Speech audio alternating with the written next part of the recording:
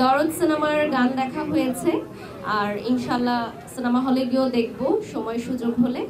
Definitely জয় তো সবার খুব আদরের স্টার কিড, অত্যন্ত ভালোবাসা ওর জন্য, লেখাপড়ার জন্য দেশের বাইরে বা যে কোনো কাজে যদিও যায় তাহলে অবশ্যই সে আমাদের কাছ থেকে দূরে গেছে এরকম না। বিভিন্ন সময়ে আমরা ফেসবুকে সোশ্যাল মিডিয়ায় বা উপদের কাছ থেকেও খোঁজ খবর নিয়ে থাকি, যেমন কোরবানডে গেল সে সময়ও খোঁজ খবর নেওয়া হয়েছে।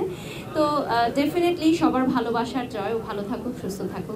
আমি প্ল্যানটা করেছিলাম চায়না মার্টের সাথে বিগত আরো 1 থেকে 1.5 মাস আগে যে আমরা কিভাবে কাজটা করব, যেহেতু যমুনা ফিউচার পার্ক এবং এর আগে আমাদের নিউ মার্কেটে একটা শাখা রয়েছে যেটা সাকসেসফুলি রানিং। তো অডিয়েন্সদের এবং ক্রেতাদের ভালোবাসায় কিন্তু আজকে দ্বিতীয় শাখা আমাদেরকে খুলতে বাধ্য করেছে রীতিমতো, যে যমুনাতে আমরা একটা শাখা চাই।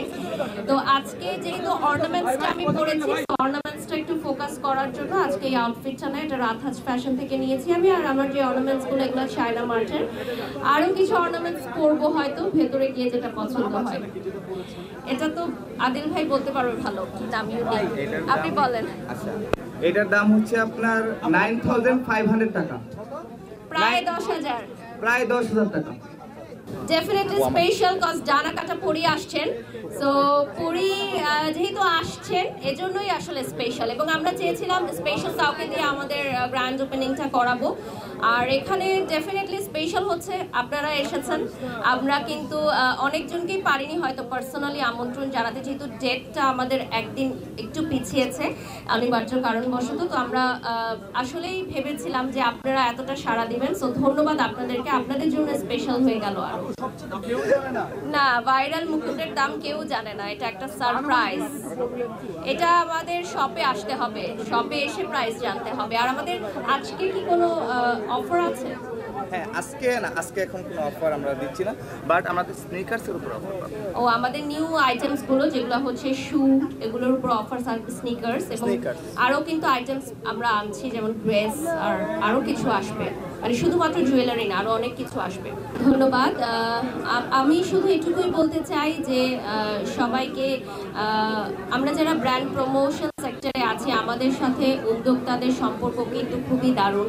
অনেক সময় আমরা সোশ্যাল মিডিয়ায় বিভিন্ন ধরনের মন্তব্য আসে, কিন্তু এটা আসলে একদমই ভুল, কারণ ব্র্যান্ড এবং ব্র্যান্ড প্রমোটার একে অপরের পরিপূরক।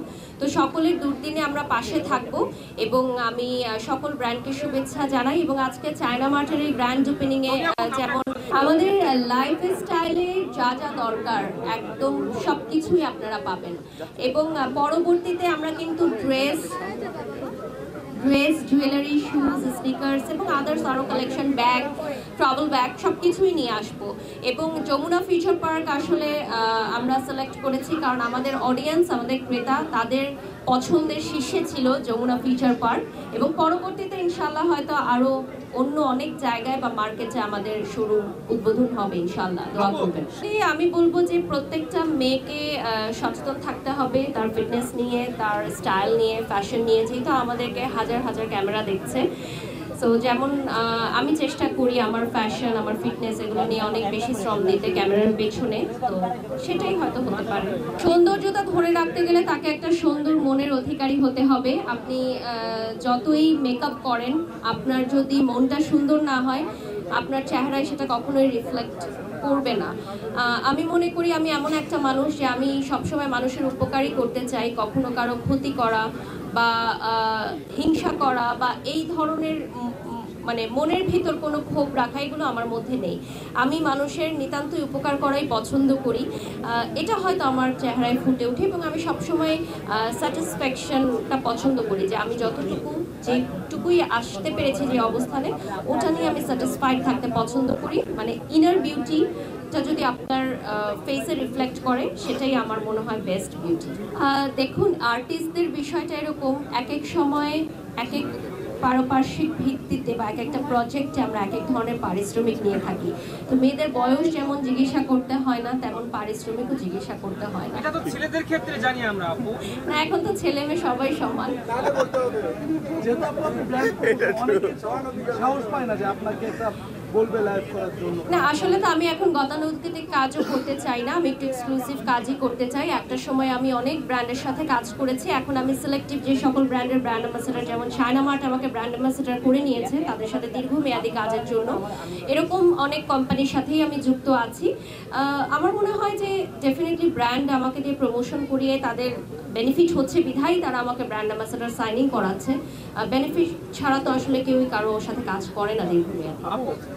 চায়না মার্ট এমন একটি প্রতিষ্ঠান যাদের সাথে আমি ওতপ্রোতভাবে জড়িত, এবং আদিল ভাইয়া এমন একটা মানুষ যে খুব সবকিছু গুছিয়ে কাজ করে। যেমন আমরা যখন লাইভ করি আমাদের আগে প্রি প্ল্যানগুলো করে থাকে, মানে অনেক গুছানো যে ব্র্যান্ডটা, দেখা যায় যে সব কিছু রেডি করা, ওয়েল ম্যানেজ। তো এই ধরনের কাজগুলো করতে আমাদের জন্য ভালো হয় এবং অনেক প্রফেশনাল, ওদের টিম ওয়ার্ক খুবই ভালো চায়না মার্টের। এই জন্যই কিন্তু আজকে সেকেন্ড ব্রাঞ্চের গ্র্যান্ড ওপেনিং হচ্ছে, এত হইচই হচ্ছে।